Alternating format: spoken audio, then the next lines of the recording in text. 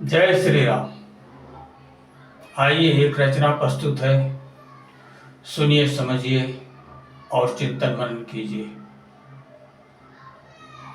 अमानुष को सम्मान तुम जो दिए हो। कविता का मुखड़ा है, अमानुष को सम्मान तुम जो दिए हो, वही भूल सबसे बड़ी तुम किए हो। तो आइए सुनते हैं, समझते हैं। अमानुष को सम्मान तुम जो दिए हो, वही भूल सबसे बड़ी तुम किए हो।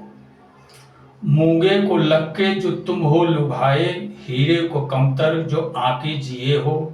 अमानुष को सम्मान तुम जो दिए हो, वही भूल सबसे बड़ी तुम किए हो। चाटुकारिताओं न करते जो मानुष, अमानुष कभी मोल तुम्हारा न माने।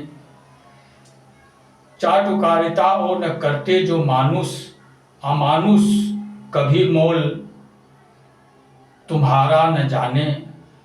अहम पाल सोचे कि ए दीन दुखिया, गीदड़ हिरन साधुता कब बखाने।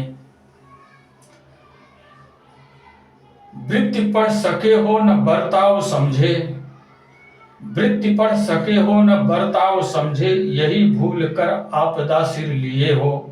अमानुष को सम्मान तुम जो दिए हो, वही भूल सबसे बड़ी तुम किए हो।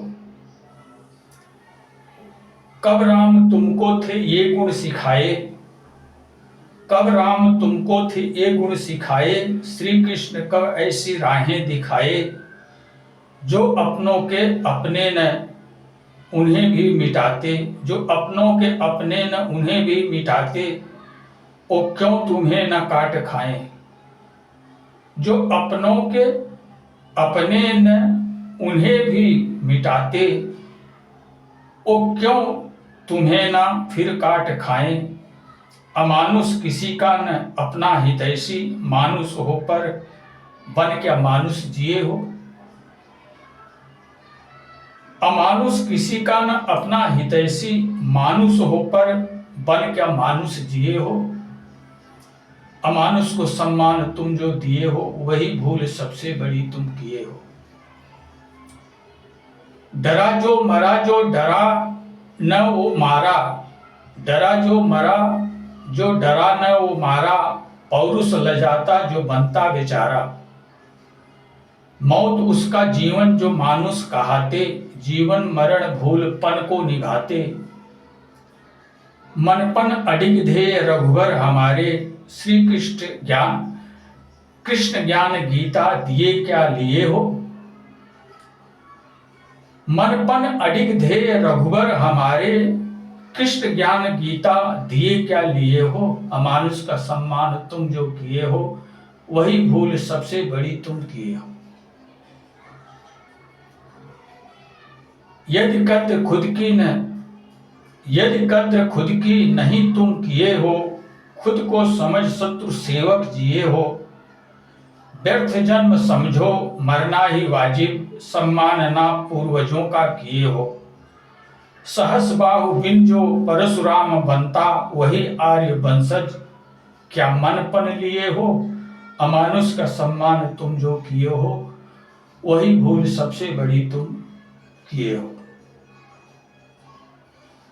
नियत कर्म आर्य का धर्म प्यारा, वही खुद बने आर्य का जग सहारा। भय रोष की चित छिड़े जग लड़ाई, आक्रोश की जग में होती बढ़ाई। ज्वाला जला फूस को राख करती, क्या ऐसा प्रण ठान तुम मन लिए हो।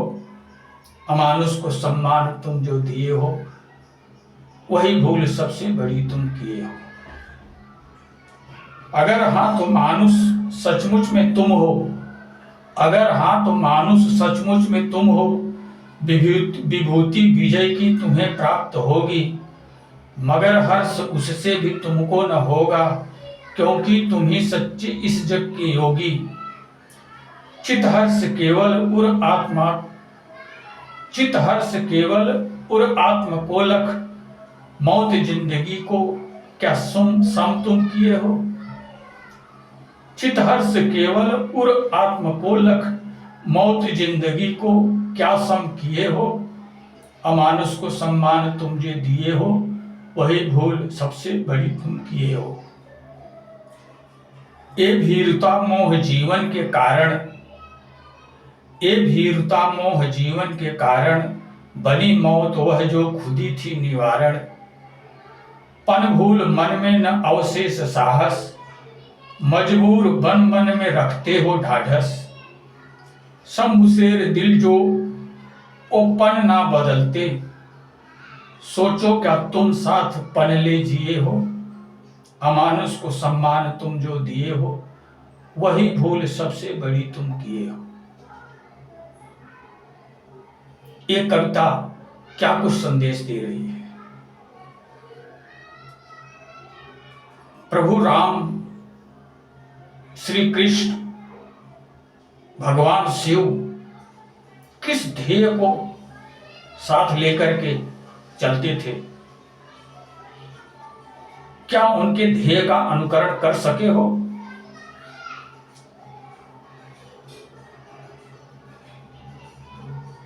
सत्पात्र सम्मान के हकदार होते हैं, कुपात्र सम्मान के हकदार नहीं होते।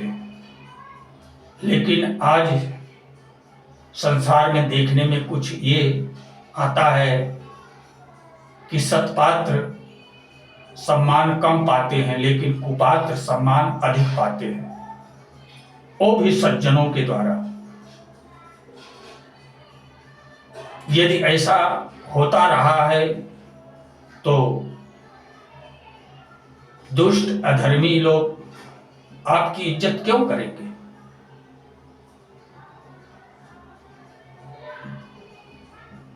वो तो सातवें आसमान में अपने दिमाग को रख करके जीने वाले लोग हैं, तो तुम्हारा सम्मान कहां से कर सकते हैं?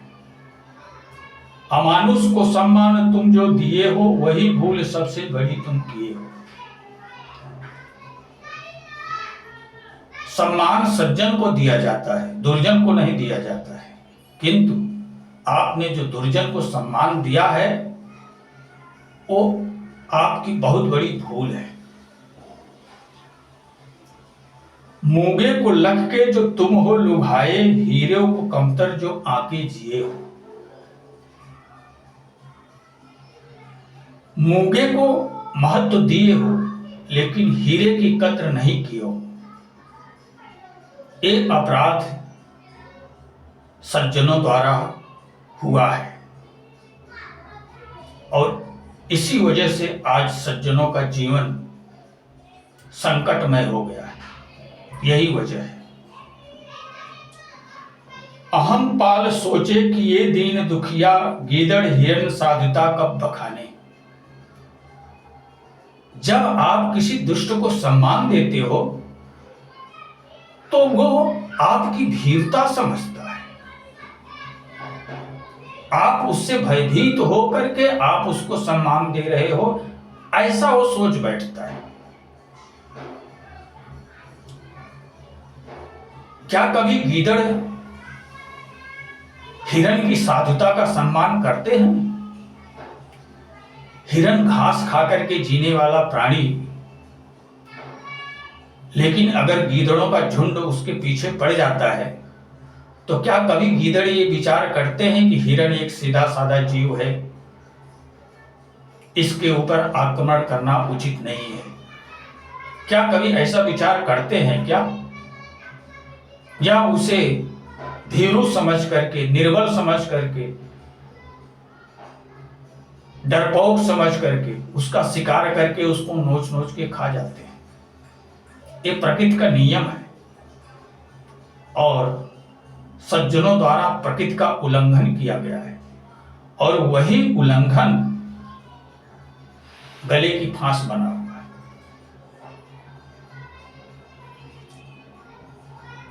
वृत्ति पढ़ सके हो न बर्ताव समझे, यही भूल कर आपदा सिर लिए हो।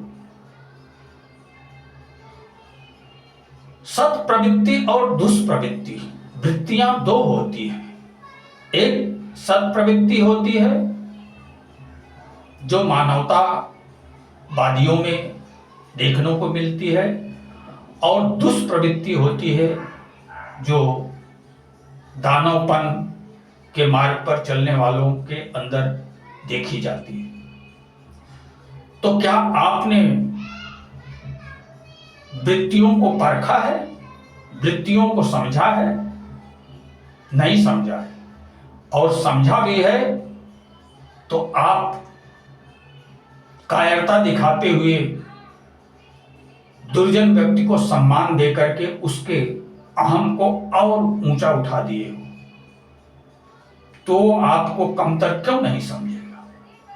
आपका कैसे सम्मान कर सकता है? कदापि नहीं करेगा। कब राम तुमको थे ये गुण सिखाए, श्री कृष्ण कब ऐसी राहें दिखाए। जो अपनों के अपने न उन्हें भी मिटाते, ओ क्यों तुम्हें ना फिर काट खाएं।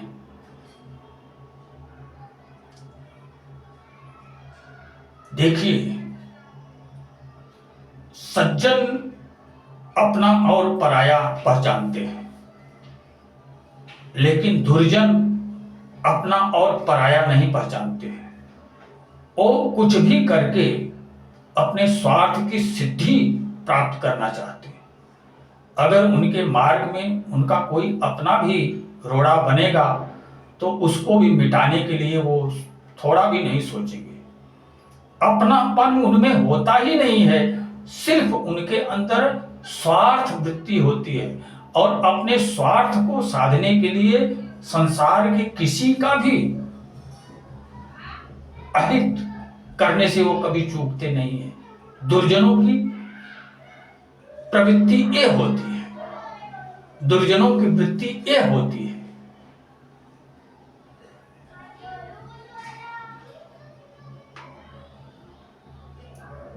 अमानुष किसी का न अपना हितैषी, मानुष हो पर क्या मानुष हो पर बन क्या मानुष जिए हो। ये तो निश्चित हो गया कि अमानुष जो है वो किसी का अपना हितैषी नहीं होता है, लेकिन आप स्वयं को मानुष समझते हो, मानव कहते हो, तो क्या मानवपन को धारण करके आज तक जीविकोपार्जन किए हो? मानव का एक कर्तव्य क्या है? वो अपने ध्येय पर, अपनी सत्यता पर किस तरह अडिग रहता है। क्या उस पन को धारण करके आप जीविकोपार्जन कर रहे हो, या कहीं आवश्यकता पड़ती है तो आप बांस की तरह लचक जाते हो? सोचो, स्वयं सोचो। डरा जो मरा, जो डरा न वो मारा। जो डर गया, जिसके अंदर भय है, वो मर जाता है। डरा जो मरा, जो डरा न वो मारा। जो डरा वो मरता है, निश्चित मरता है, लेकिन जो नहीं डरता है वो मरता नहीं है, मारता है, शत्रु को समाप्त करता है निर्भय होकर के। ये प्रवृत्ति होती है सच्चे मानव की। सच्चा मानव किसी से डरता नहीं है, अपने नियत कर्म को करते हुए जीविकोपार्जन करता है। अगर दुष्ट उसके मार्ग में आता है और उसके समझाने से भी अगर नहीं समझता है तो वो दुर्जन को सबक सिखा करके उसे अपने रास्ते से हटा देता है। ये मानव का परम कर्तव्य होता है, और यही करने प्रभु राम, श्री कृष्ण, भगवान शिव यही करने की शिक्षा आपको दिए, लेकिन आप उनकी शिक्षा को ग्रहण न करके धीरता को अपना लिए हो। एक कमी आपके अंदर है, इसीलिए आप निर्बल समझे जा रहे हो इस संसार में।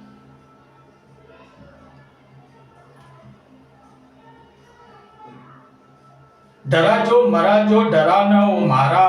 पौरुष लजाता जो बनता बेचारा। उसका पुरुषार्थ लज्जित हो जाता है जो किसी दुष्ट के सामने बेचारा बन जाता है। किसी दुष्ट के हाथों से मार खा लेता है, उसका पौरुष शर्माता है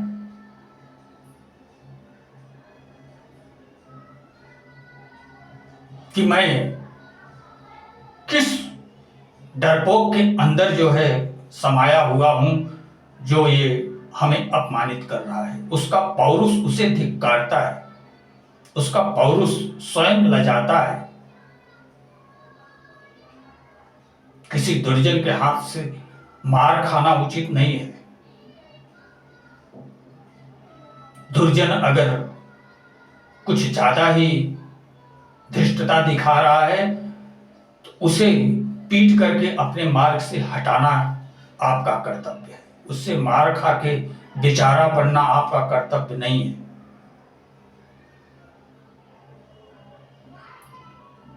मौत उसका जीवन जो मानुष कहते, मौत उसका जीवन जो मानुष कहते, जीवन मरण भूल पन को निभाते। जो सच्चा मानव है वो अपने स्वाभिमान की रक्षा के लिए इस शरीर को सुरक्षित रखने का प्रयास नहीं करता है। अपने स्वाभिमान को बचाने के लिए अगर आवश्यकता पड़ी तो इस शरीर को कुर्बान कर देता है, लेकिन अपने सम्मान को, अपने स्वाभिमान को झुकने नहीं देता है। क्यों? क्योंकि वो अपने मानव के सच्चेपन पर स्थिर है, इसलिए वो ऐसा करता है। और जो अपने पन पे स्थिर नहीं है वो भीरू बन जाता है, वो कायरता करने लगता है, वो डरपोक हो जाता है और लुच्चे लफंगों से भी मार खा लेता है। क्यों? क्योंकि उसे अपने जीवन से मोह है, अपने जीवन से मोह है, अपने स्वाभिमान से मोह नहीं है, अपने पन से मोह नहीं है। उसे अपने जीवन से मोह है, अपने सुख भोग से मोह है, अपने घर संसार से मोह है, अपने परिवार से मोह है।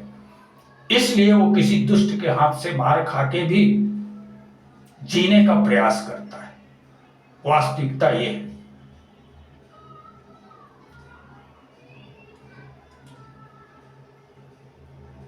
मनपन अडिग ध्येय रघुबर हमारे, कृष्ण ज्ञान गीता दिए क्या लिए हो। भगवान राम किस पन को धारण करके जीते थे? वनवास के समय जंगलों में विचरण करते हुए बहुत सारे असुरों राक्षसों का उनसे सामना हुआ, तो क्या वो असुरों से मार खा लिए थे? असुरों से भयभीत हो गए थे अपने जीवन रक्षा के लिए? उनके साथ तो और ज्यादा धोखा था। उनके साथ माता जानकी भी थी, लेकिन उन्होंने अपने सम्मान को कभी झुकने नहीं दिया। संतों की चरण वंदना किए, ऋषियों मुनियों की चरण वंदना किए। क्यों? क्योंकि वो सज्जन थे, इसलिए उनकी चरण वंदना किए। लेकिन जब असुर उनके सामने आए तो असुरों का उन्होंने संहार किया। असुरों के सामने हाथ जोड़ के जीवन दान की भिक्षा नहीं मांगे, वो असुरों को संहार करके अपनी मर्यादा को, अपने सम्मान को, अपने पन को सुस्थिर रखे, बरकरार रखे, कहीं झुके नहीं थे। भगवान कृष्ण जब देख लिए दुर्योधन को समझा करके थक गए, 5 गांव मांगे और 5 गांव भी दुर्योधन देने के लिए सुचग्रे न दास्यामी बिना युद्धेन केशव। दुर्योधन बोला कि हे श्री कृष्ण जी, सुई के 9 के बराबर भी मैं तुम्हें जमीन नहीं दे सकता हूं, बिना युद्ध के। युद्ध करके ही तुम्हें लेना पड़ेगा। इतना बड़ा अहंकार जिसके अंदर विद्यमान हो, वो क्या किसी की बात सुन सकता है? किसी की बात मान सकता है? रावण भगवान राम युद्ध से पहले जामवंत को भेजे थे, उसे समझाने का प्रयास किए थे, लेकिन वो समझने के लिए तैयार नहीं हुआ, युद्ध के लिए ही उत्सुक था। इसलिए प्रभु राम उससे युद्ध करके उसके हृदय को तृप्ति प्रदान किए। ये होती है मानवता, ये होती है मानव का पौरुष। अपने स्वाभिमान की रक्षा के लिए होता है, अपने स्वाभिमान को बेचने के लिए नहीं होता है, झुकाने के लिए नहीं होता है।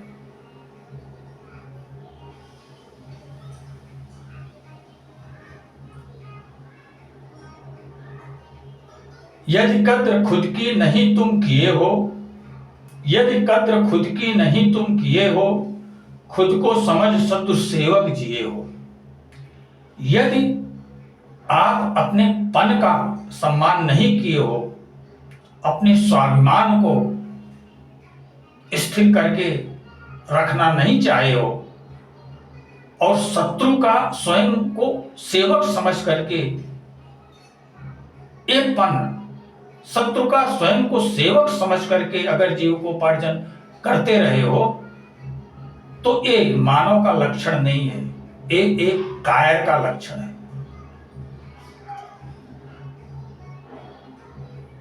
यदि ऐसी मानसिकता है तो ये जीवन आपका व्यर्थ है, ये जीवन आपका व्यर्थ है, और आप व्यर्थ में जन्म लेकर के इस धरती पे आ गए हो। अगर आप अपने स्वाभिमान की रक्षा नहीं कर सकते तो आप व्यर्थ में इस संसार में जन्म लेकर के आ गए हो और भेड़ बकरी बनकर के जी रहे हो। ये वास्तविकता है। और स्वयं तक ही नहीं अपमानित हो, अपने पूर्वजों का भी अपमान किए हो, अपने पूर्वजों के सिर को भी झुकाए हो। जो हमारे पूर्वज मानवता की मर्यादा को बरकरार रखने के लिए अपने सम्मान की रक्षा करते हुए दानवता को मिटाते रहे हैं, दानवता से संघर्ष करते रहे हैं। आज यदि आप उस दानवता के सामने नतमस्तक होकर के जीविकोपार्जन कर रहे हो तो स्वयं तो भीरू हो ही, लेकिन अपने पूर्वजों का भी अपमान करके जीविकोपार्जन कर रहे हो। ऐसा समझना चाहिए स्वयं को। सहस बाहु बिन जो परशुराम बनता, वही आर्य वंशज क्या मन पन लिए हो। सहस बाहु जैसे वृत्ति वालों के लिए आपको परशुराम ही बनकर के जीविकोपार्जन करना पड़ेगा। सहस बाहु कितना बड़ा अधर्मी, कितना बड़ा अन्यायी था, जो ऋषि दमदग्नि के आश्रम में पधारा और उस कामधेनु को, सुशीला नाम की कामधेनु को जबरन बलात् छीन लिया और परशुराम के पिता का वध कर दिया। ऐसे किसी की संपदा को छीन करके अपनी बनाने वाले लोग जो है वो अधम होते हैं, वो दुष्ट होते हैं, वो खल होते हैं, और उनका वध ही उचित होता है। तो जिस तरह से सहस्रबाहु ने सठता दिखाई, अभद्रता दिखाई, दुष्कर्म को अपना करके जब दग्नि ऋषि को मौत के घाट उतारा तो उनके पुत्र परशुराम उस सहस्रबाहु का सेना के सहित संहार कर दिया। चाहते तो वो भी भीरू बनकर के जीविकोपार्जन कर सकते थे, चाहते तो वो भी सिर झुका करके इस संसार में जी सकते थे, लेकिन उन्होंने ऐसा नहीं किया। एक प्रतापी राजा से संघर्ष किए और प्रतापी राजा को मिटा करके अपने पन को, अपने मान सम्मान को, अपने स्वाभिमान को बरकरार रखे। आज भारतवर्ष उनके पुरुषार्थ पराक्रम को याद करके साहस को प्राप्त होता है, वीरता को प्राप्त होता है, निर्भयता को प्राप्त होता है। यदि वो ऐसी वीरता नहीं दिखाए होते सहस्रबाहु के साथ, तो क्या आज परशुराम को कोई जानता, परशुराम की कोई पूजा करता, परशुराम को श्रेष्ठ आर्य समझता? आज सोचो, स्वयं सोचो।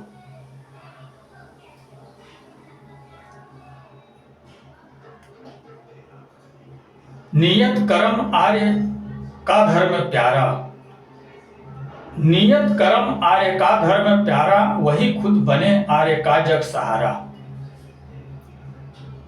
भय रोष की चित छिड़े जब लड़ाई, आक्रोश की जग में होती बड़ाई।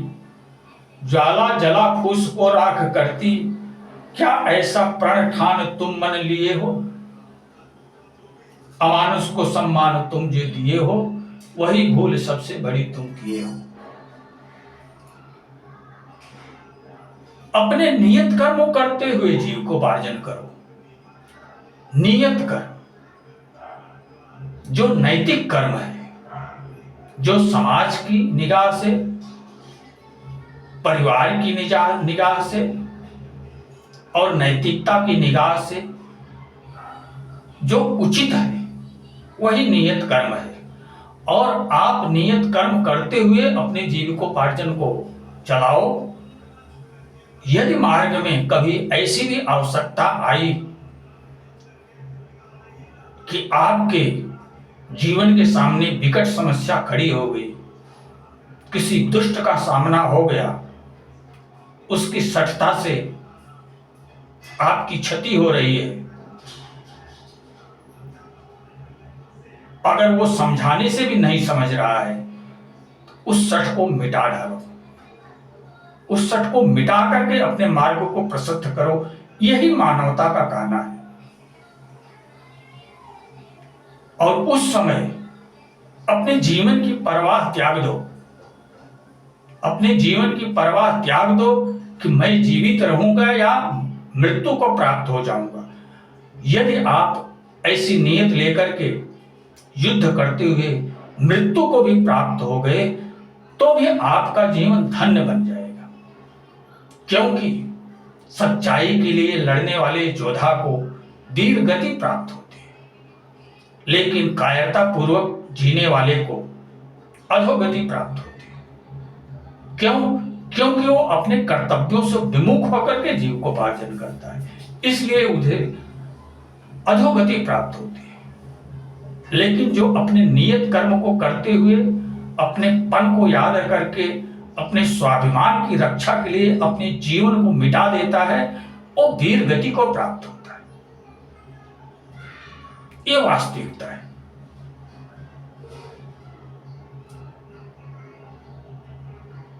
और जो इस तरह का जीविकोपार्जन करता है, वही स्वयं का भी मित्र होता है, अपनों का भी मित्र होता है और अपने समाज का भी मित्र होता है।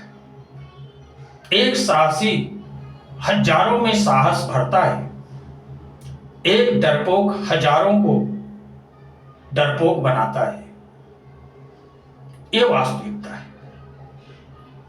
तो जब कभी भी आवश्यकता पड़े तो आप साहसी बन के देखो, भीरू बन करके मत दिखो, क्योंकि भीरू बन करके तुम यदि भीरुता को अपना करके जीते हुए देखोगे तो आपका परिवार, आपका समाज भी अपने आप भीरुता को प्राप्त हो जाएगा। यदि आप निर्भयता को धारण करके जीविकोपार्जन करोगे, सच्चाई के लिए अगर मिट भी जाओगे तो आपका समाज, आपका परिवार, आपकी संतति आप पर गर्व करेगी और उसे साहस प्राप्त होगा और वो भी किसी दुष्ट के सामने कभी झुकेगा नहीं, बल्कि दुष्ट से संग्राम करके उसे या तो सबक सिखा देगा या तो उसे अपने रास्ते से मिटा देगा, हटा देगा। ये साहस समाज में आता है, ये साहस अपनों में आता है और यही साहस भगवान राम ने आपको दिया है, यही साहस श्री कृष्ण ने आपको दिया है, यही साहस भगवान शिव ने आपको दिया है, यही साहस परशुराम ने आपको दिया है, यही साहस राणा प्रताप ने आपको दिया है, यही साहस चंद्रशेखर आजाद, भगत सिंह, हमारे लाखों हजारों सेनानियों ने दिया है आपको। लेकिन वो साहस आपके अंदर निर्बल हो चुका है, उसे सबल बनाने की आवश्यकता है।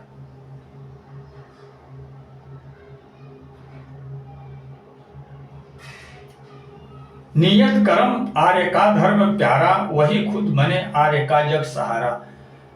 आर्य का नियत कर्म, अगर एक आर्य अपने नियत कर्म को करते हुए अग्रसर हो रहा है तो सबसे पहली बात तो कोई साहस नहीं करेगा उसके नजदीक आने की, और अगर उसके नजदीक आने का साहस भी करेगा तो वो आर्य उसे ऐसा सबक सिखाएगा, ऐसा सबक सिखाएगा कि फिर कोई दुष्ट किसी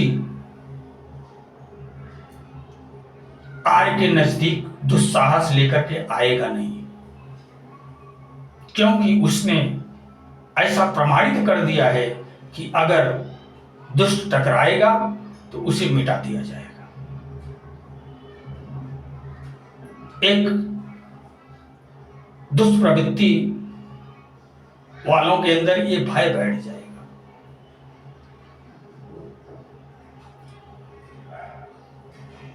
भय रोष की चित छिड़े जब लड़ाई, आक्रोश की जग में होती बढ़ाई। जब सज्जनता और दुर्जनता की आपस में लड़ाई शुरू हो जाती है तो सज्जनता संयम बरतती है, लेकिन जब दुष्टता की अति हो जाती है तब सज्जनता चुप नहीं रहती, तब सज्जनता उस दुष्टता को सबक सिखा करके उसे मिट्टी में मिला देती है।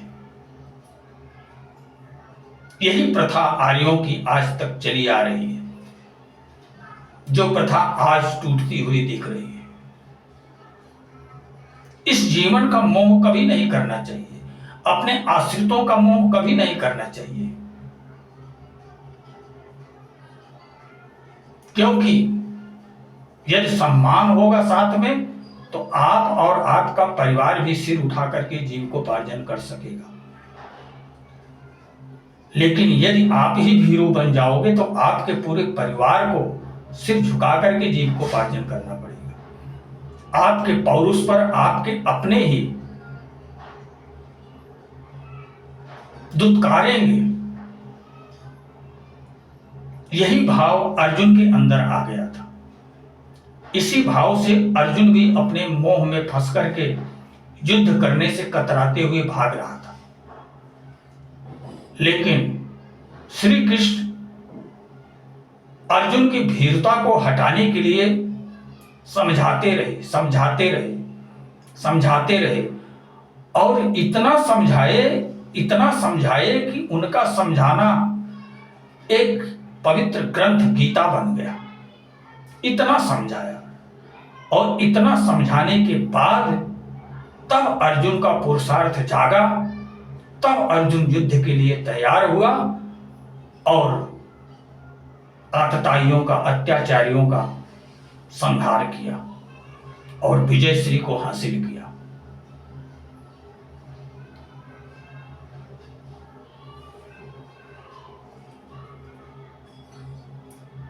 ज्वाला जला फूस को राख करती, क्या ऐसा प्रण ठान तुम मन लिए हो।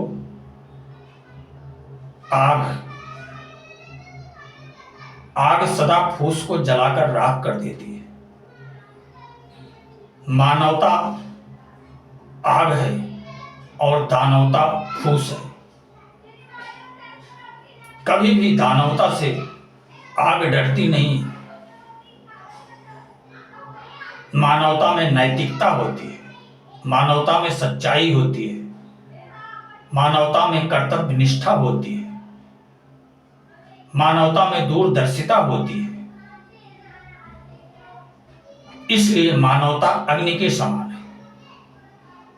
अग्नि कभी फूस से नहीं डरती है। अगर फूस उसके संपर्क में आती है तो फूस को जला करके राख कर देता है। यही उसकी प्रकृति होती है। अग्नि की यही प्रकृति होती है। अगर हां तो मानुष सचमुच में तुम हो, अगर हां तो मानुष सचमुच में तुम हो,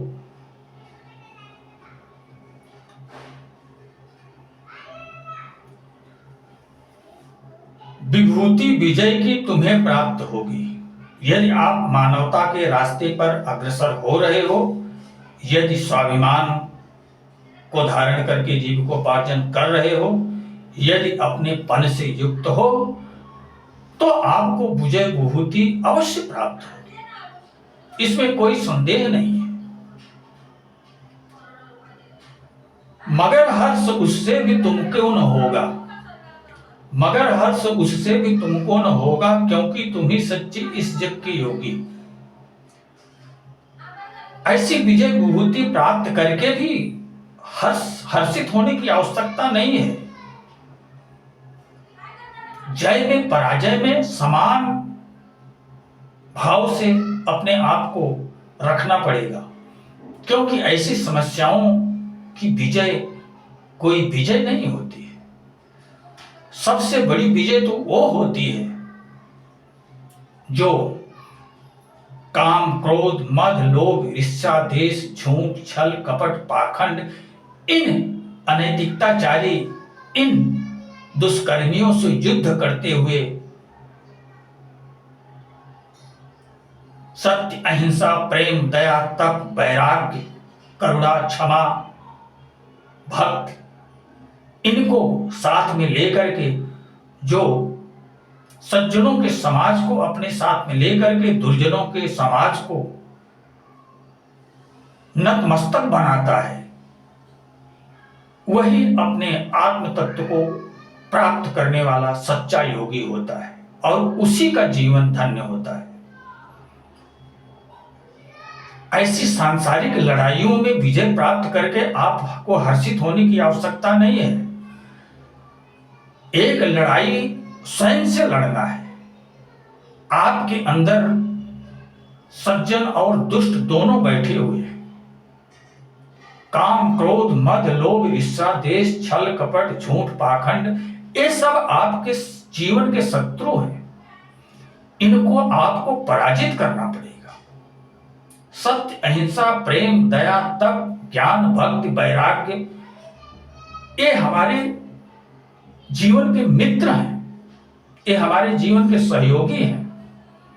इनको साथ में, इनकी संगति करके दुष्टों की संगति नहीं करना है, सज्जनों की संगति करना है और सज्जनों की संगति करके दुष्टों का दमन करना है और दुष्टों का दमन करके अपने मानवता के परम लक्ष्य को प्राप्त करना है। परम लक्ष्य को प्राप्त करके तब आपको हर्षित होना है, तब आपको अपनी विजय पर हर्ष करने लायक विषय हो सकता है। इस सांसारिक युद्ध में आप विजय और पराजय दोनों को सम समझते हुए केवल अपने नियत कर्मों को करते हुए आगे बढ़ो। अगर आपको पराजय भी मिल गई तो पराजय से भी क्षुब्ध मत हो जाओ, और अगर विजय भी प्राप्त हो गई तो विजय से ज्यादा हर्षित मत हो जाओ, क्योंकि ये सब छोटी मोटी लड़ाइयां हैं। असली लड़ाई तो ये है जो आपको स्वयं से लड़ना है, अपने अंदर के दुर्विकारों को मिटा करके, अपने सद्गुणों को धारण करके, अपने जीवन के परम लक्ष्य आत्म तत्व को प्राप्त करके हर्षित होना है। उस लड़ाई को अगर आप जीत जाते हो तो आप हर्षित हो सकते हो, लेकिन ये छोटी मोटी सांसारिक लड़ाई लड़ करके आपको हर्षित होने की भी आवश्यकता नहीं है।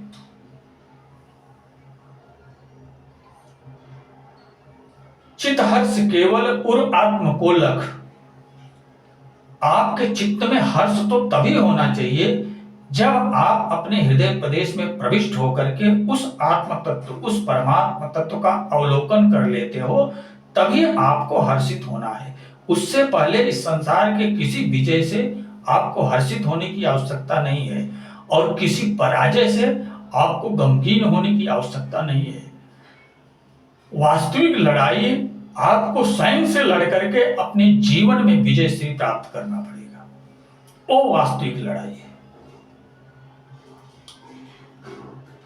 चित हर्ष केवल उर आत्म को लख, मौत जिंदगी को क्या सम तुम किए हो। जिंदगी और मौत दोनों को क्या आप एक समान समझ सके हो, जान सके हो? नहीं जान सके हो। अभी तो आप मौत से भयभीत होकर के भागते हो। किसी तरह मौत से बच करके हम अपना जीवन जी लें, यही इच्छा रखते हो। क्यों ऐसा, क्यों ऐसा है भाई, तुम्हारे अंदर क्यों ऐसा है? क्योंकि आप जीते जी स्वयं कभी मरे नहीं हो। जीते जी स्वयं मरो और मरने का स्वाद चख लो तो आप कभी भी मौत से भयभीत नहीं हो जाओगे। जीवन और मौत को एक समान समझोगे, तब आप अभयमपन को प्राप्त करोगे। तब आप अपने नियत कर्मों का सही ढंग से, सुचारू रूप से पालन कर सकोगे। तब आप अपने स्वाभिमान की, अपने पन की रक्षा कर सकोगे। उससे पहले आप सच्चे मानव ही नहीं बन पाए हो, इसलिए मौत से डर रहे हो। मौत से डरने की आवश्यकता नहीं है। इस संसार के अंदर मौत से मीठी, मौत से प्यारी, मौत से सुंदर कोई चीज होती ही नहीं। योगी लोग मरने के लिए प्रयास करते रहते हैं, बार बार मरने के लिए प्रयास करते रहते हैं और मर मर के अमृत को चखते हैं। एक भोगी और एक योगी में ये अंतर होता है। योगी जीते जी स्वयं मरता है और मर के परम सुख शांति आनंद को प्राप्त करता है, लेकिन एक भोगी जीवन के अंत में मरता है और वो भी भयभीत होकर के मरता है। यमराज को बहुत मुश्किल से उसको मार मार के इस शरीर से बाहर निकालना पड़ता है।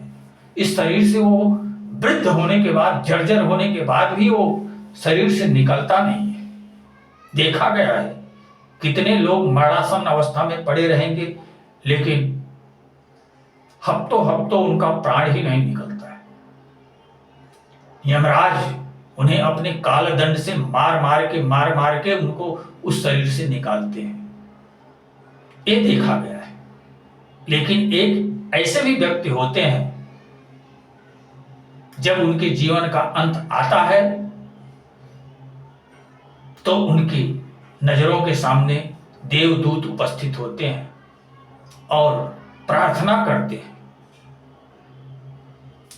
कि हे देव, आपका समय पूर्ण हो गया है, अब आपको ये शरीर छोड़ करके अपने परम धाम में चलना है। उस समय योगी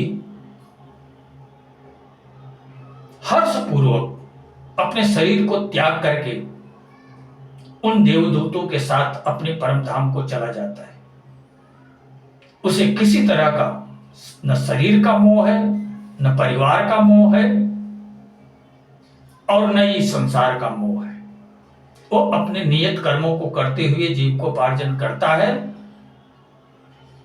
और अपने सच्चे कर्तव्य का पालन करते हुए अपनी मंजिल को प्राप्त करता है, और जीवन का अंतिम समय आने के बाद वो सुखपूर्वक शरीर को त्याग करके इस संसार से जाता है।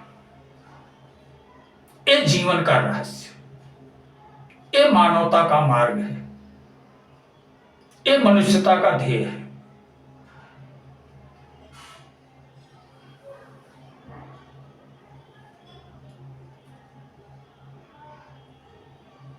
पन